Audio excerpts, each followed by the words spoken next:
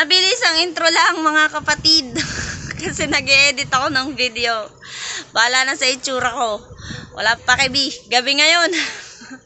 So, ayun, na-explain ko lang po yung video ngayon is yung daily devotion namin. Meron kaming daily devotion every night and day. So, ito yung first day namin sa Mindoro. Nag-devotion kami ng morning. So, chill-chill lang. Wala kaming ibang ginawa kasi mga pagod pa kami. Tapos, nag-prepare lang kami ng mga gagamitin para sa DVBS. And then, nauna yung explanation, no? Bahala kayo sa buhay nyo dyan. Basta yun na yun, in-intro ko lang para baka magtaka kayo bakit ganun yung umpisa ng video ko. Kasi hindi ako ganong nakapag-video kasi nga parang bumabawi yung katawan ko sa biyahe. Ang tagal ng biyahe namin, almost basta hindi ko na makount. Basta matagal yung biyahe namin. So, nakakapagod siya. Hindi biro. Ayun na. So, bahala kayo kung i-enjoyin nyo. Wala akong pake. Charis. Ay, thank you! Puri para sa Diyos na hatid ng puso, pinagpalang lubos. Handog niya ay kapayapaan, handog niya ay kalagapan, handog niya ay kalagasan. Sa bawat pusong napapagal, kaya't ang awit ng papuri, awit ng pasasalamat, at ang awit ng pagsamba ay para lang sa Kanya.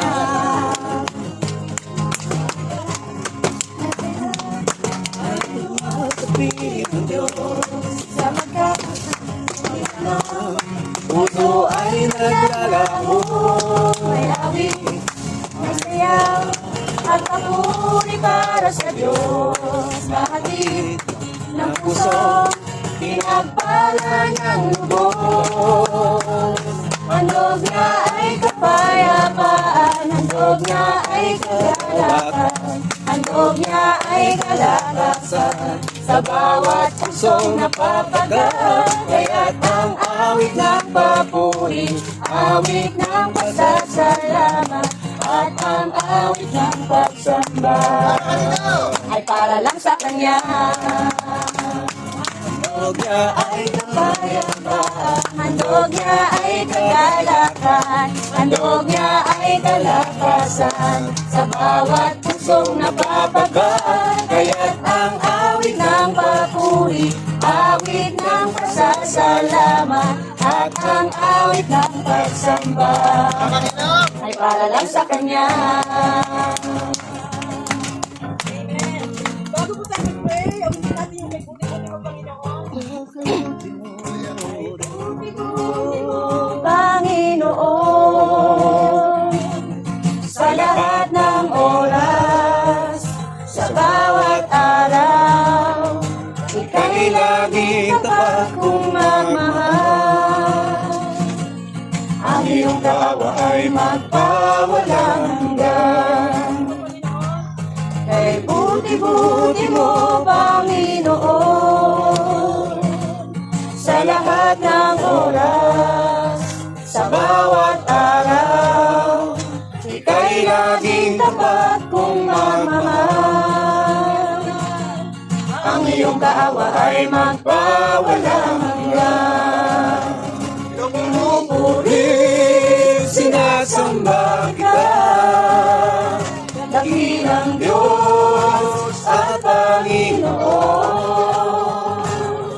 tunay ngang ika'y walang katulad, tunay ngang ika'y di nagbabago. Mabuti ang Diyos na sa atin ay nagmamahal. Pinupuri, sinasamba kita, dakilang Diyos at Panginoon. tunay ngang ika'y walang katulad, tunay ngang ika'y di nagbabago. Mabuti ang Diyos na sa atin ay nagmamahal. mabuti ang Diyos na sa atin ay nagmamahal. Mabuti ang Diyos na sa atin ay nagmamahal. Hallelujah. Hallelujah. Lord, we thank you so much, O God. Salamat, O Diyos, sa napakagandang araw ito. Salamat, Panginoon, sa bagong kalakasan na binigay mo sa bawat isa. Salamat sa biyaya ng pagkain na binigay mo sa oras. Yes, Lord. We thank you, Lord, for your goodness, for your faithfulness, Lord. May you just equip us, Lord, today sa aming pong mga gagawin, Panginoon. Ikaw po ang maluwalhati. Dahil ikaw ang aming pong inaalayan ng mga bagay na ito. Salamat, aming Ama. Pagpalain mo po ang bawat isa. Gabayan mo po kami ng Panginoon sa mga gagawin namin sa buong magkakong ito. At sa iyo po namin binibigyan lahat na mataas na papuri pagsamba dahil ikaw ang dakilang Diyos. Ito po aming dalangin sa pangalan ni Jesus. Amen.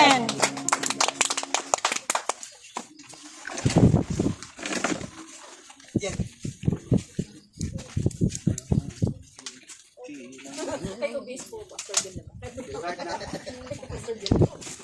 Hindi na ako ipakikilala kung sa pinapakilala. Ito sila eh. Tapos ko ng... Yung ayaw magbigay ng shampoo na pastor. Eh, wala siyang shampoo. Pag nakita niyo po itong karton na to, pakibalik po Kamay-pay mo. Ay, P-shirt, may lang po ito. Sa peso po ito aking babasa. Sumayin niyo nawa ang biyaya at kapayapaan mula sa Diyos na ating Ama at Panginoong Jesucristo. Purihin nawa ang Diyos at Ama ng ating Panginoong Jesucristo na nagpala sa atin ng bawat pagpapalang ukol sa Espiritu sa sangkalangitan kay Kristo. Ayon sa pagkapili niya sa atin sa Kanya bago itinatag ang sanlibutan upang tayo'y maging banal at walang dumi sa harapan niya sa pag-ibig na tayo'y itinalaga niya nung una pa sa pagkukot tulad ng anak na sa pamamagitan ni Jesucristo sa ganang Kanya ayon sa minamagaling ng Kanyang kalooban sa ikapupuri ng kalwalatian ng Kanyang biyaya na sa atin pinagkaloob na masagana sa minamahal na sa Kanya ay mayroon tayong katubusan sa pamamagitan ng Kanyang dugo na kapatawaran ng ating mga kasalanan ayon sa kayamanan ng Kanyang biyaya na ipinasagana niya sa atin sa buong karunungan at katalinuhan na ipinakilala niya sa atin ang hiwaga ng Kanyang kalooban ayon sa Kanyang minagaling na pinasya niya sa Kanya. Haba-haba po ito sa pagiging katiwala sa kaganapan ng panahon upang tipunin ang lahat ng bagay kay Kristo, ang mga bagay na nasa kalangitan at bagay na nasa ibabaw ng lupa sa Kanya. Upang tayo'y maging kapurihan ng Kanyang kalwalatian, tayo'y nag-isa ng una kay Kristo nang sa Kanya ay kayo rin naman sa pagkarinig ng aral ng katotohanan. At kayo'y tinatakan ng Espiritu Santo na ipinangako na siyang patotoo sa ating mana hanggang sa ikatutubo sa ating sariling pag-aari ng Diyos sa ikapupuri ng Kanyang kalwalatian. Pakibati po yung katabi nyo. Hello po. Ngayon lang tayo nakita. Saan ba? Tanong ko, bakit ka nandito? Bakit ba't ka nando? Bakit nga ba? Oo nga eh. Ngayon ko lang nalaman, nandito pala ako. Sabi nga, kasi po ito episode na to ay it's about spiritual blessing o pagpapala ng Diyos. Sinare ko na po ito sa church, okay? Si-share ko ngayon, mamaya sa fire up, hanggang sa susunod na dito. Isang dala. Sipag ah. At sipag mag-aaral. Sipag Para gumawa, no? Sipag gumawa ng devotion ah. about spiritual blessing. Pag sinabi kasi yung blessing, hindi lang po yung mga bagay yan. Sagana tayo sa biyaya, Yes. sagana tayo sa patis, Yes. wala na lahat, wag lang patis.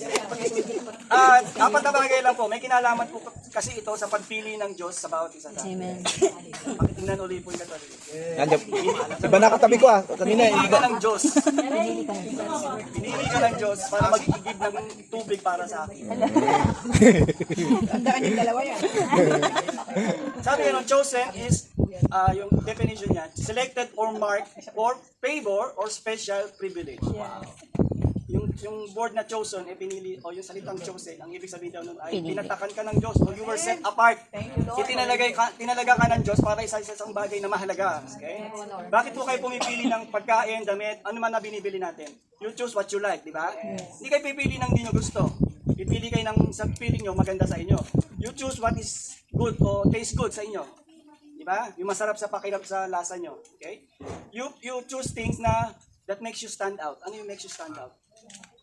Di ba pinipili nyo na, uy, mapapansin ka, di ba? Hindi ka pipili ng, bawa may pulang damit si Ate Angel, ay, pipili ako nito kasi meron si Angel. Hindi, pipili ka ng something na ikaw yung mapapansin. Di ba? You choose things kasi it suits your purpose. Magagamit mo siya, may value siya. Hindi ka pipili ng bagay na walang value. 4 na bagay lang po. Ang sabi nga, pinili tayo to be in Christ. Pinili tayo para maging kay Kristo. Hindi nyo pa, hindi pa kayo masaya or hindi nyo ba napansin? Of all dami ng religion, napunta tayo sa isang religion o sa isang samahan na itinuturo ang kaligtasan. Amen. Diba? Isipin nyo po yun. Lahat ng religion, di ba? Bawal ang Bible, bawal. Pero bakit tayo nakarinig tayo ng kaligtasan? Diba? Salamat sa Panginoon kasi we were placed or we were chosen sa isang lugar o sa isang samahan na tinuturo ang salita ng Diyos. Pangalawa, pero 4 na yun. 4 lang na. Pangalawa, we are chosen to be holy. Amen. Hallelujah. Hindi po tayo pinili ng Diyos para mag-inuman Yes, dito. right. So, narinig din yan, ha? Hindi ko mapigil, ando si Pastor. Si Muno. Tigilan nyo na. Si Pastor nagsimula. Kaya mo sila. Okay? We were chosen to be in Christ, we are chosen to be holy, and we are chosen to serve God's purpose. Amen. Nandito po tayo kasi may layunin ang Diyos sa atin. Ang sarap no kasi hindi tayo kilala sa mundo, hindi tayo kilala sa paligid, pero yung pinaglilingkuran natin, kami ng mga Pang-4 po, ito totoo na to. 4 na talaga. We are chosen to be with God in heaven. Forever. Tinalaga po tayo ng Diyos para dalhin sa langit. Pakisabi po sa katabi mo, panglangit ka kapag. Langit ka naman. Talaga. Langit Then, tayo. Kaya magbawas ka na ng pagkain. Tapos saan pa sa glorified body na yun? Magaan na yun. Marami po kailangan pinakamainam na diet. Wala sa langit. may timbangan po sa Pero then, we are chosen to be in Christ, we are chosen to be holy, we are chosen to serve God, and we are chosen to be in heaven. Pray po tayo, Lord. We thank you for this opportunity Yes, na binigay mo sa amin, Panginoon. Thank you, Salamat, Father. Lord. Thank you, Lord. Lord, tutusin, wala po kaming kakayanan, wala po kaming pwedeng ipagmalaki, Panginoon. Pero salamat, Lord. Yes, Lord. Ikaw lang ang nagtiwala sa amin. Yes, God. Salamat po. Salamat, Lord. Thank you, Jesus. Thank you, God. Patuloy po Father. namin. Sinusuko ang aming buhay sa iyo. Yes, Lord. Yes. Glorify us, O Lord. Hallelujah. Lahat po ito ay binabalik namin sa mayamang pangalan ng aming Panginoon Jesus. Amen. Amen. Yan ang Caloocan Hotel. Very nice. Yan yung sinasabi nga. Nice. Ay, 2 po pala. Ayun. Mas hanggang 3 lang ikaw. Mamaya sunod pa. 5 na yung Yes. Kanina naghahanap ni tatay, kanina lang magbantayan ng bangka. Sabi ko, hanapin niyo po yung maganda. Pero mataba. Okay na sana yung una yun. Bakit yung mga lawa pa? Isa-isa lang. Isa-isang adjective. Amen. So, seriously po, salamat sa Lord sa umagang ito. Sino pong nakatulog ng masarap? Kami. Ako masarap kami. Yung masarap na masarap. Kami. Ah, kasi kayo pa rin. Kayo pa rin Ay, yun? super sarap. Kayo pa rin? Hindi na tutulog kumakain. Meron sila. Salamat sa Lord sa bawat privilege na binibigay niya po sa atin. Amen. Salamat sa Hallelujah. araw na to. Let's pray na it would be tagumpay na araw po para sa atin. So, today po, pag yung schedule po natin, mag-adjust din po tayo upon siguro yung availability rin. So, parang mga wala pa lang pa yung mga bata at yung mga leaders po na pastora. So, let's lang po, announcement. So, wala pa yung mga ibang mga bata na 8:30 tonight. Ayan. So, let's prepare ourselves para sa araw na ito. Let's be in thanksgiving kay Lord. Let's be happy lang dahil sa gagawin po ng Panginoon sa umaga nito. So, alam niyo na yung mga respective assignment ng bawat isa. Baka may magtatanong pa kung anong gagawin ko, Sister Emmy. Alam na natin kung anong gagawin natin kasi pag nag-start na po tayo ay we have our own assignment. Okay po. Salamat sa Lord. So, after our morning devotion, yung naunang video, ayan, nagpi-prepare naman po kami ng gagamitin or mga gagamitin sa DVBS na sa kinabukasan. So, this is our first day here. Tapos, chill lang kami. Wala na kaming ibang ginawa. Pahinga, tulog, more on tulog. So, hindi na yun na video. In-explain ko lang ngayon.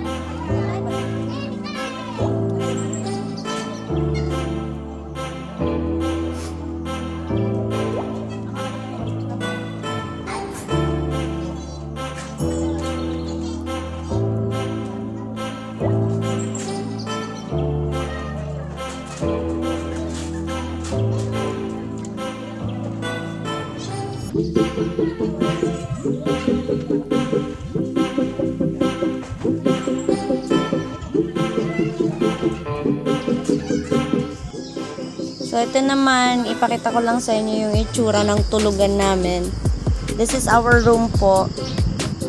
So, in every bed, 2 person. And then the both side, 2. So, total of 6 person here in this room. In that room pala. Sorry. This is our first day here po. So, I just want to show you where we sleep and also the houses here. Ano yung itsura ng mga bahay. So, ganyan talaga itsura ng bahay dito. Ayan. Saka sobrang init dito kahit ganyan yung mga bubong nila. So, that's it for today po. Thank you so much for watching. So, abangan nyo yung the second day namin. Thank you, thank you. Bye!